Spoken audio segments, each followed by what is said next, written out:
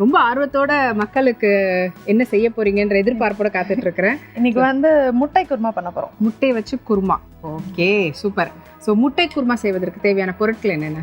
வேக வைத்த முட்டை, வெங்காயம், உப்பு, கிராம்பு, ஏலக்காய், பட்டை, புதினா இலை, பிரியாணி இலை, கசூரி மேத்தி, கருவேப்பிலை, மல்லித்தூள், கொத்தமல்லி இலை, தேங்காய், எண்ணெய், முந்திரி, பச்சை மிளகாய், இஞ்சி, பூண்டு.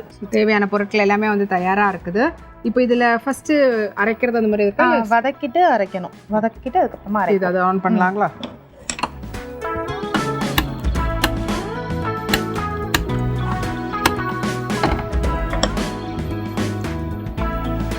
சட்டி காஞ்சதுக்கு அப்புறமா நம்ம எண்ணெய் சுத்திக்கலாம். இதுல என்ன யூஸ் பண்ணலாம்? எண்ணெய் வந்து நீங்க என்ன சமையலுக்கு யூஸ் பண்றீங்களோ வாசனை இல்லாத எண்ணெய் எதுனாலும் யூஸ் பண்ணிக்கலாம். ஏன் இந்த 2 வகையான வெங்காயம்?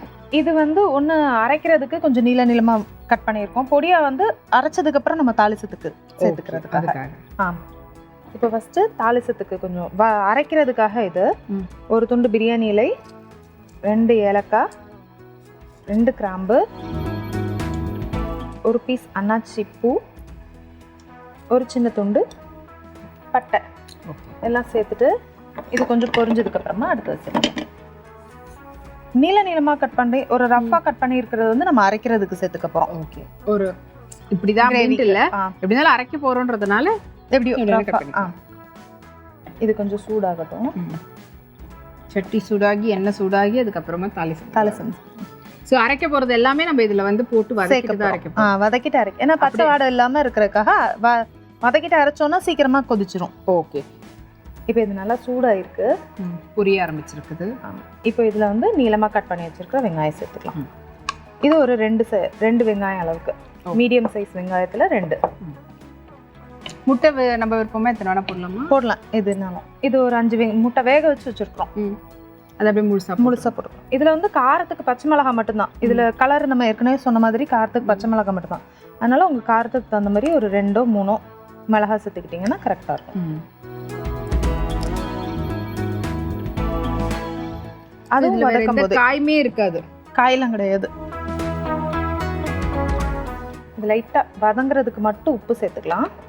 கொஞ்சமாக உப்பு, ஒரு பிஞ்ச் அளவு சேர்த்துட்டு நல்லா வதக்கி விட்டுறலாம். கொஞ்சம் நல்லா கலர் மாறுற அளவுக்கு வதக்கணும்.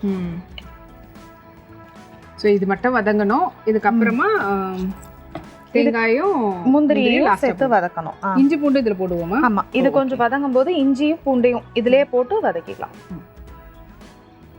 ஒரு துண்டு இஞ்சி, ஒரு 4-5 பல் பூண்டு சேர்த்து இதையும் இது கூட வதக்கிக்கலாம். உங்களை இல்லை இஞ்சி பூண்டு விழுதா வச்சுருந்தீங்கன்னா அதை நம்ம வதக்கும்ல, வெங்காயம் 2வது ஒரு வெங்காயம் வதக்கும்ல, அது கூட சேர்த்துக்கலாம். இதில் வந்து நல்லா வதக்கிட்டு சேர்க்கறதுனால பச்சை வாடை இருக்காது. நல்ல கலர் மாறினதுக்கு அப்புறமா நம்ம எடுத்துக்கலாம்.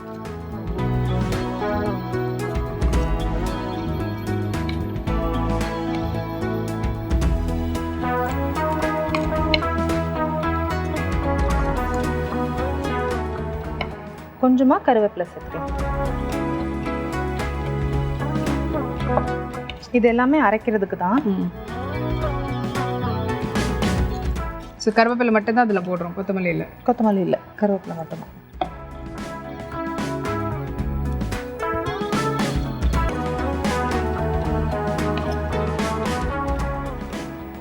இது நல்லா வதங்கினதுக்கு அப்புறமா தான் நம்ம தேங்காய் சேர்க்கணும். தேங்காய் வந்து வதக்கும் போது சேர்க்க வேண்டாம், அது அந்த பச்சை வாடைன்றது இருக்காது. நம்ம அப்படியே சேர்த்துட்டு கொதிக்க வைக்கும் போது இப்போ எல்லாமே போட்டாச்சு. வெறும் தேங்காயும் முந்திரி மட்டும்தான். அது ஃபுல்லா நல்லா வதங்கணும்ன்றதுல கடைசியா இந்த வெங்காயம் வதங்கி சூடுலே சுருண்ட போது அதோட சேர்த்து அதுல போட்டு அந்த சூட்லயே போட்டா போதும்.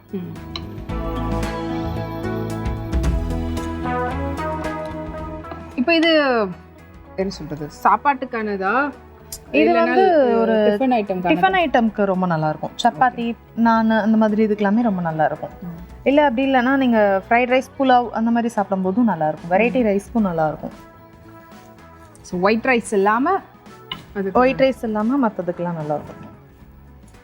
ஈவன் பிரியாணி ஒரு பிளெயின் பிரியாணி செஞ்சுட்டு அதுக்கு ஒரு சைட் டிஷ்ஷாக கூட வச்சுக்கலாம். முட்டை குருமா மாதிரி செஞ்சுக்கலாம். எப்பவும் ஒரே மாதிரி செய்யாமல் இதுவும் கொஞ்சம் கலரும் டிஃப்ரெண்ட்டாக இருக்கிறதுனால ஒரு புலாவ் செஞ்சுட்டு இல்லை கீ ரைஸ் செஞ்சுட்டு அதுக்கு சைட் டிஷ்ஷாக கூட வச்சுக்கலாம்.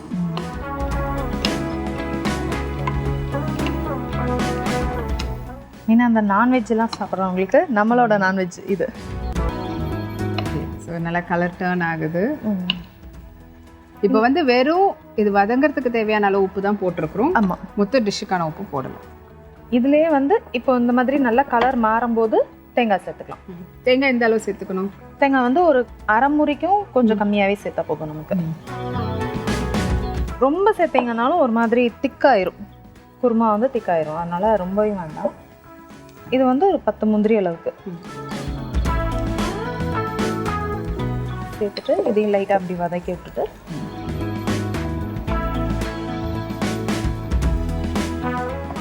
இந்த சூட்லேயே ஆற வச்சிடலாம்.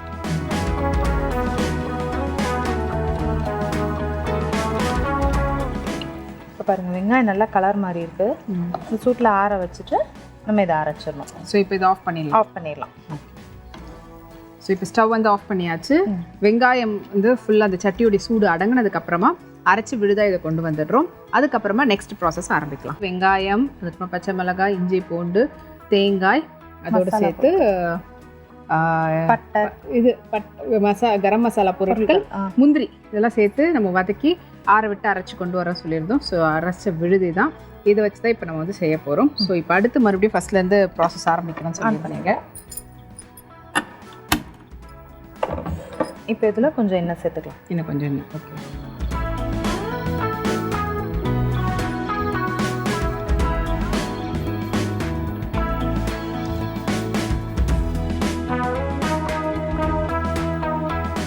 இதில் வந்து கொஞ்சமாக மசாலா ஐட்டம்ஸ் ஒரு தாளிசத்துக்காக சேர்த்துக்கலாம். ஒரு துண்டு பட்டை, ஒரு கிராம்பு, ஒரு பிரியாணி இலை, ஒரு கிராம்பு, ஒரு ஏலக்காய், ஒரு சின்ன துண்டு பட்டை, ஒரு சின்ன துண்டு அன்னாச்சி பூ. ஆல்ரெடி அதுலேயும் போட்டிருக்கிறோம். அதில் போட்டிருக்கோம். இதில் கொஞ்சமாக தாளிசத்துக்காக சேர்த்துட்டு இது லைட்டாக வதக்கி விட்டுக்கலாம். இப்போ இது கூட பொடியாக கட் பண்ணி வச்சிருக்கிற வெங்காயம், ஒரு வெங்காயம் சேர்த்தா போதும் இதுக்கு நமக்கு. சேர்த்துட்டு இதை நல்லா வதக்கிக்கலாம். இப்போ நீங்கள் இஞ்சி பூண்டு விழுது அதில் இருக்குன்னா இந்த டயத்தில் சேர்த்துக்கலாம். ஒரு வேளை நம்ம அரைக்கிறதுல சேர்க்கலன்னா இப்போ இதில் சேர்த்துக்கலாம். இப்போ நம்ம இஞ்சி பூண்டு வந்து முழுசாக போட்டிருந்தோம். அப்படி இல்லாமல் விழுதாவே உங்ககிட்ட ஆல்ரெடி இருக்குது அப்படின்னும் போது விழுதா ஆட் பண்ணுறதா இருந்தீங்கன்னா இப்போ இந்த ஸ்டேஜில் ஆட் பண்ணிக்கலாம். இல்லை நான் இஞ்சி பூண்டு போடுறதுக்கு அதில் அரைக்கிறதுல மறந்துட்டேன்னா கூட அப்போ இதில் சேர்த்துக்கலாம். இப்போ இது வதங்குறதுக்கு லைட்டாக உப்பு சேர்த்துக்கலாம். வெங்காயம் வதங்குறதுக்கு மட்டும் கொஞ்சமாக உப்பு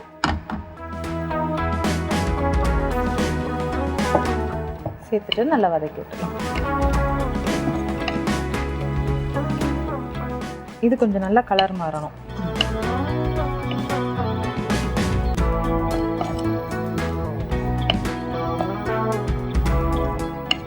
இப்போ இதில் வந்து மசாலா பொருட்கள் பச்சை வாசனை ப்ரோக்ராம்லாம் எதுவுமே இல்லை, ஒன்றும் கிடையாது. ஏன்னா காரமெல்லாம் வந்து வெறும் பச்சை மிளகாய் தான் போடும். இதில் வந்து நம்ம மல்லித்தூள் மட்டும்தான் சேர்க்க போகிறோம். அது வந்து ஒரு நல்ல ஒரு வாசனை கொடுக்கும். மல்லித்தூளும் திக்காக்கும் நம்ம குழம்ப.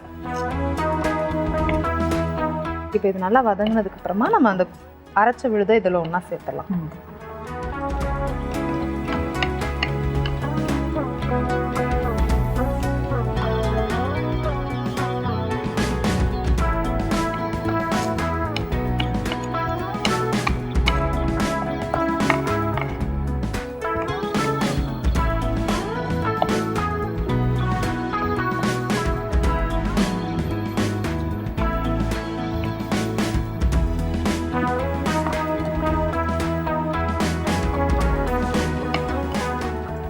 உங்களுக்கு அதில் காரம் இல்லை, எனக்கு கம்மியாக இருக்க மாதிரி ஃபீல் இருக்குது அப்படின்னா நீங்கள் இப்போ வதக்கும் போது 2 பச்சை மிளகாவை போட்டு கூட போட்டுக்கலாம். உங்களுக்கு கொஞ்சம் அதிகமாக காரம் வேணும் அப்படின்னா மட்டும் இதில் கொஞ்சம் வதக்கும் போது கீரையோ இல்லை பொடியாக கட் பண்ணியோ கூட நம்ம சேர்த்துக்கலாம். ஏன்னா சில பேருக்கு ரொம்ப காரமாக பிடிக்கும். அப்போ இருக்கும்போது உங்களுக்கு இந்த பச்சை மிளகாவோட ஸ்மெல் பிடிக்கும் அப்படின்னா இதில் வதக்கும் போது குட்டி குட்டியாக கட் பண்ணி கூட நம்ம சேர்த்துக்கலாம். இப்போ இது நல்லா வதங்கினதுக்கு அப்புறமா நம்ம அரைச்ச விழுத ஒன்றா சேர்த்துக்கலாம். ஓகே, இப்போவே ஆமாம், லாஸ்ட்டில் இல்லை, லாஸ்ட்டில் இல்லை, இப்போவே ஊற்றட்டுமா? ஆமாம், ஓகேவா இப்போ? ஓகே. ஊற்றிட்டு கொஞ்சம் தண்ணி சேர்த்து ஊற்றிடலாம்.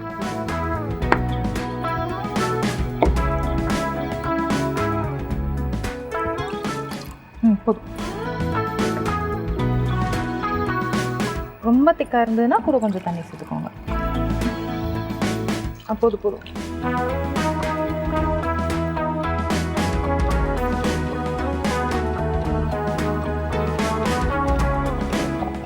இப்போ இதில் வந்து தேவையான அளவு உப்பு. ஓகே, நம்ம கொஞ்சமாக தானே சேர்த்துருக்கோம். இதில் இந்த குருமாக்கு தேவையான அளவு உப்பு சேர்த்துட்டு கொஞ்சமாக மல்லித்தூள். இது வந்து ஒரு நல்ல வாசனைக்கு மல்லித்தூள் சேர்க்கும் போது ரொம்ப நல்லா இருக்கும் டேஸ்ட்டு. ஒரு 3/4 ஸ்பூன்லேருந்து 1 ஸ்பூன் அளவு சேர்த்துக்கலாம். கலர் மாறாதா? மாறாது. மல்லித்தூள் உங்களுக்கு ரொம்ப கலர் மாறாது. இந்த ஒயிட்லேருந்து ஒரு பேல் கலரில் மாறும். இப்போ இதை போட்டு நல்லா கலந்துட்டு கொதிக்க வச்சிடலாம். இது நல்லா கொதிச்சு வரும்போது தான் வேக வச்சு முட்டை சேர்க்கணும். ஓகே, இப்போ சில இதெல்லாம் முட்டை உடைச்சு ஊத்துன குழம்பெல்லாம் இருக்கும்ல, ஸோ அந்த மாதிரி வேக வைக்காம அது கொதிக்கும் போது இது வந்து உடைச்சு ஊற்றி பண்ணலாமா? இல்லை, அப்படி பண்ணும்போது இந்த குழம்போட டேஸ்ட் மாறிடும். இதில் அப்படியே வேக வச்சு போடுறது தான் அது நல்லா இருக்கும். இப்போ 2ஆக கட் பண்ணி கூட போடலாம், இல்லை 4ஆக கட் பண்ணி அந்த மாதிரி கூட இதில் சேர்த்துக்கலாம். வேக வச்சு போடும்போது அது ஒரு டேஸ்ட்டாக இருக்கும். நீங்கள் தக்காளி குருமா அந்த மாதிரி போகும்போது தான் அதில் கொஞ்சம் உடைச்சு ஊற்றி போட்டு நல்லா இருக்கும். இது நல்லா இப்படி திறந்துருக்கட்டுமே இல்லை மூடி வைக்கணுமா? மூடி வச்சிடலாம். முடியுமா? கொஞ்சம் கொதிச்சதுக்கு அப்புறமா நம்ம முட்டையை வந்து நம்ம வேக வச்சுட்டு என்ன ஷேப்ல வேணாலும் கட் பண்ணிக்கலாம். அப்போ 4ஆவோ ரவுண்டாவோ. இப்போ நம்ம கட் பண்ணி போறப்போமா இல்லை லைட்டாக கீறி விட்டு போடுவோம்? லைட்டாக கீறி விட்டுட்டு நம்ம போட்டுருவோம். ஓகே, கொஞ்சம் கொதிக்கட்டும். கொதிச்சதுக்கு அப்புறமா நம்ம போட்டுக்கலாம். இப்போ எல்லாமே போட்டாச்சு. நம்ம எல்லாமே போட்டாச்சு. பெண்டிங் என்னென்ன இருக்கு? பெண்டிங் வந்து கசூரி மேத்தியும் கொத்தமல்லியும் மட்டும்தான் ஃபைனலாக போடுறது. அவ்வளோதான். மற்ற எல்லாமே போட்டாச்சு. இது நல்லா கொதிச்சதுக்கு அப்புறம் நம்ம இறக்க வேண்டியதான். ஓகே, இதில் வந்து உங்களுக்கு பச்சை வாசனைன்னு தனியாக வராது. எதுவுமே எல்லாமே நம்ம வதக்கி சேர்த்துருக்கிறதுனால அதனால கொதிச்சா போதும். ரொம்ப தரத்தரான்னு கட்டி ஆகணும் அப்படியெல்லாம் கிடையாது. கொதிச்சு வந்தால் போதும் நமக்கு. ஓகே, அண்ட் இதில் எந்த காயும் இல்லை. இஃப் இன் கேஸ் நீங்கள் முட்டைக்கு பதில் வேறு ஏதாவது போட்டு செய்யணுன்றதா வேறு எந்த காய் இதில்? வேறு வந்து நீங்கள் பீஸ் போடலாம். காலிஃப்ளவர், உருளைக்கிழங்கு எதுனாலும் நம்ம சேர்த்துக்கலாம். பட்டாணி, உருளைக்கிழங்கு குருமா, இல்லைன்னா காலிஃப்ளவர் சொன்ன மாதிரி, கேரட்டு, பீன்ஸு கேரட் எல்லாம் கூட நீங்கள் பொடியாக கட் பண்ணி வேக வச்சு இதோட ஒன்றா சேர்த்துக்கலாம். இதே மாதிரி. ஓகே, இது முட்டை மட்டும் இல்லை, முட்டைக்கு பதில் நீங்கள் வந்துட்டு காய்கறிகள் போட்டும் செய்யலாம். இப்போ நாங்கள் சொன்ன காய்கறிகளை நீங்கள் தனித்தனியாகவே போட்டு, பட்டாணி தனியாக ஒரு குருமா, உருளைக்கிழங்கு தனியாக போட்டு குருமா இப்படியும் வைக்கலாம். இல்லை சொன்ன காய்கறிகள் எல்லாத்தையும் மொத்தமாக போட்டு அப்படியும் பண்ணலாம் நீங்கள். ஆனால் அப்படி பண்ணுறதா இருந்தால் என்ன மாதிரி? வேக வச்சுக்கணும், வேக வச்சுட்டு போடணும். அப்படி இல்லைன்னா நம்ம வெங்காயம் வதக்குறோம்ல, வெங்காயம் வதக்கும் போது அந்த காய்கறிகளை வெங்காயம் வதக்கணும். செகண்டா வெங்காயம் வதக்கணும்ல, பொடியாக கட் பண்ண வெங்காயம் அதில் போட்டுட்டு தண்ணி ஊற்றி வேக வச்சுட்டு அதுக்கப்புறமா அரைச்ச விழுத சேர்க்கணும். நல்லா காய்கறிகள் வெந்துட்ட பிறகு அரைச்ச விழுத சேர்க்கணும். ஏன்னா அரைச்ச விழுத சேர்த்துட்டிங்கன்னா காய்கறி வேகாது. அதனால அரைச்சது விழுத சேர்க்கறதுக்கு முன்னாடி வேக வச்சுட்டு அதுக்கப்புறமா நம்ம விழுத சேர்க்கணும். ஓகே, இப்போ முட்டையை கீறிக்கலாமா? கீறிக்கலாமா? இதில் வந்து நம்ம 5 முட்டை எடுத்துருக்குறோம். கீறட்டுமா? உங்களுக்கு எத்தனை வேணுமோ நீங்கள் எடுத்துக்கலாம்.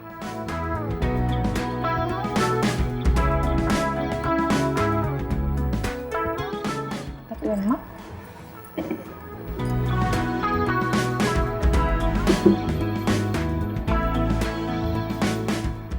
சும்மா ஒரு 4 பக்கம் கீறி இருக்கிறேன்.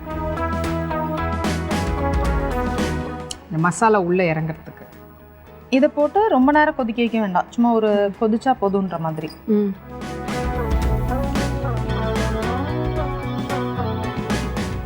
ஓகே, ஸோ இப்போ வந்து முட்டையை கீறியாச்சு. குழம்பு கொதிச்சிருச்சா பார்க்கலாமா? கொதி வந்து நல்லா கொதிச்சிருச்சு. இதை நல்லா கலந்துட்டு அந்த முட்டையை சேர்த்துலாம். இப்போவேவா? முட்டையை சேர்த்து கொஞ்சம் கொதிக்க வைக்கணும்.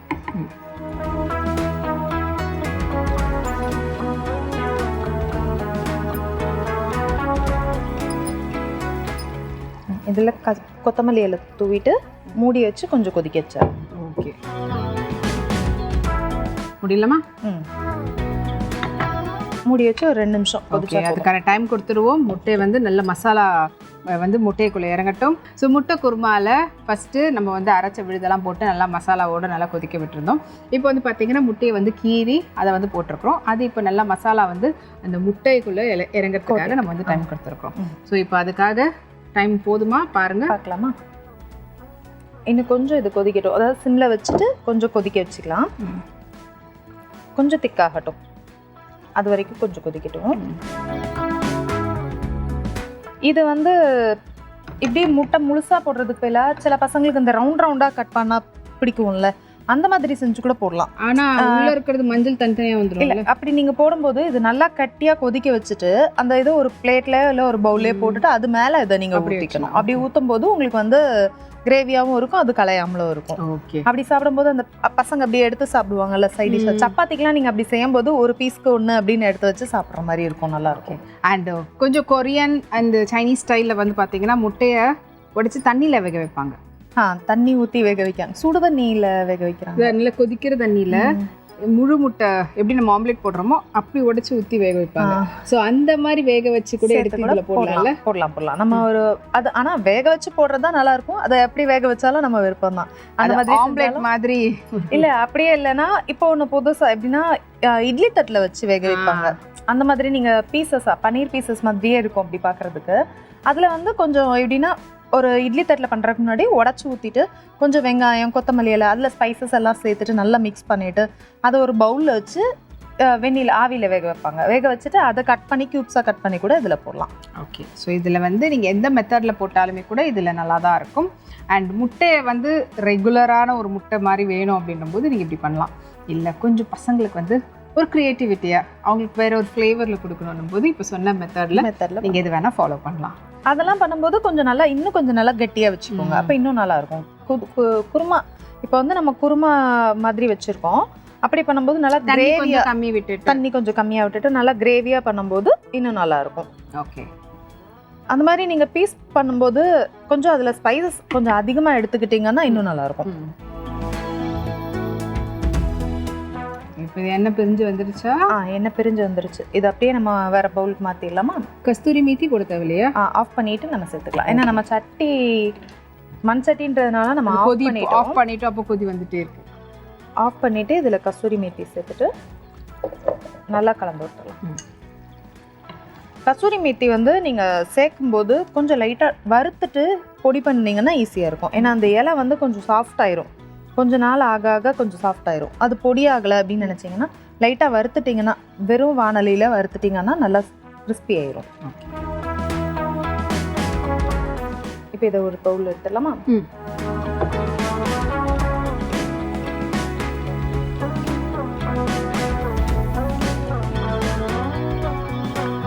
நான் ஏற்கனவே சொன்ன மாதிரி இந்த தக்காளி சேர்க்காம பண்ணினதுனால கலர் வந்து உங்களுக்கு கொஞ்சம் ஒயிட்டு எல்லோ அந்த மாதிரி கலரில் இருக்கும்.